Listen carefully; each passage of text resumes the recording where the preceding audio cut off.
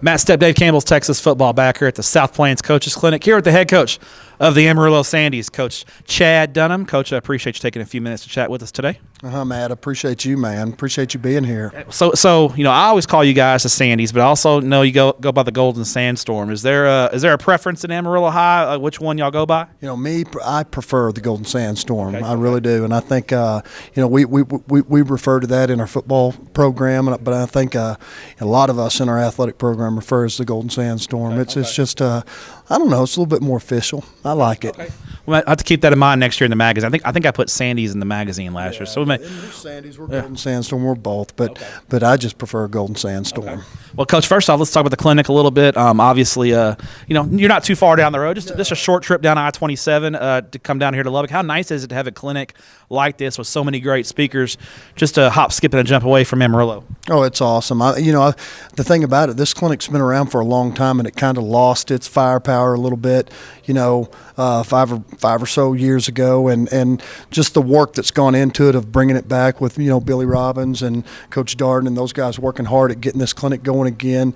I think people would be surprised just the level of, knowledge and experience that we have in our speakers. We've got a great lineup, and it's been really good. Yesterday was really good, and our speakers are good right now, so I'm enjoying it. Are you drawing out any plays on napkins or anything yet? You got your pen ready? No doubt. That's the thing about it. What's good about these things is you get, everybody speaks on a certain topic, and it's always good to hear the way, their terminology and the way they coach it and the way they teach it. But what's even more so enjoyable about clinics is once the speakers are over, everybody sits around in a room, and it's kind of a little less formal and off the cuff a little bit, talking about football, and that's really the neat thing. All right, Coach, and we talked about your ball club this year, and I've talked to several coaches in your district here at the clinic. All of them are here, basically. Yes, sir. And the common theme about your district 2-5A Division I is just how tough it is week in and week out, top to bottom. You guys were able to get into the playoffs last year, but it's a grind every week in that district. How much do you feel like your district prepares you guys for the playoffs? Because, it's tough. No doubt it is. I think, first of all, I don't think there's a weak spot in our district. Everybody is competitive, and you better show up and bring your A game every single week, or you're not going to be successful. Really well coached, a lot of talent in our district. If you look from top to bottom, week to week, you've got to show up and you got to play and you got to prepare well. So, and I do think it prepares us for the playoffs. We look at it a couple of ways. We try to get a non-district schedule that's very competitive, that will prepare us for our district race and also prepare us for the playoffs. And I think our non-district schedule, along with our district schedule, if you can survive and stay healthy, you're going to have a chance to play well in the playoffs.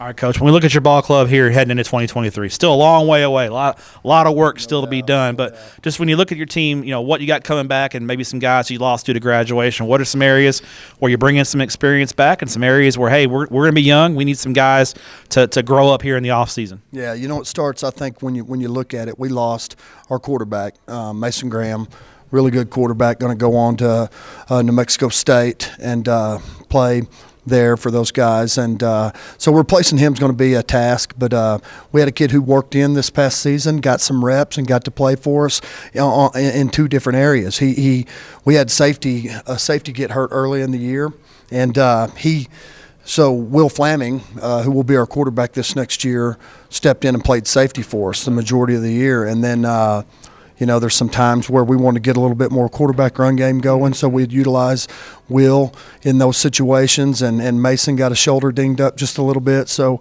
Will has some experience, but we're excited about him and what he's going to bring to the table.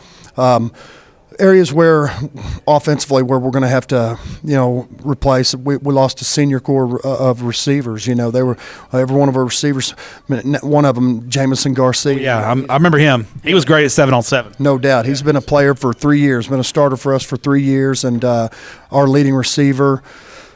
Set school record in receptions and yards. So Jameson's going to be a tough one to replace. He's going on to Incarnate Word and going to play football there in San Antonio. So we've got some young guys that were backups, and they've got to step up and grow up, and then we've got to develop an offensive line. I think everybody's in that situation where offensive line's a concern, and right now we don't know exactly who they are, but we've got a group of kids that are working really hard to be that group. And I think once football season comes, we'll have a group, settled in there that we believe in, and we're going to go play with, and that'll get better from week to week. Never had a football coach tell me you could have too many offensive and defensive linemen, right? No, that's the thing about it, like. I think we all, anytime you go talk to a coach, they're like, man, we got to find some linemen. We got to find some linemen. Well, we're all looking at trying to find linemen and create linemen. So, the good thing about it is they don't have to be a pro. We're playing high school football. They don't have to be 6'6", 300 pounds. They can be a kid that'll get after it and play hard, and we can be successful with them. But they're 6'6", 300. You'll take them, right? I'll take them. Anybody wanting to move over there to Amarillo High and 6'6", 300, I'll take them. So, well, Coach, final question for you. Obviously, I love coming in. I come to Amarillo basically every year in the first round of the playoffs. It seems like a lot of good places to eat in Amarillo. When it comes to breakfast, love going to the donut stop. But I think you got a couple of suggestions for me. If I want to expand my breakfast horizons there in Amarillo. No doubt, I'm a breakfast guy, so I can't go without it from day to day. So right there by our place, right by Amarillo High School, there's this place called the Bagel Place, and obviously you can get any type of bagel you'd want.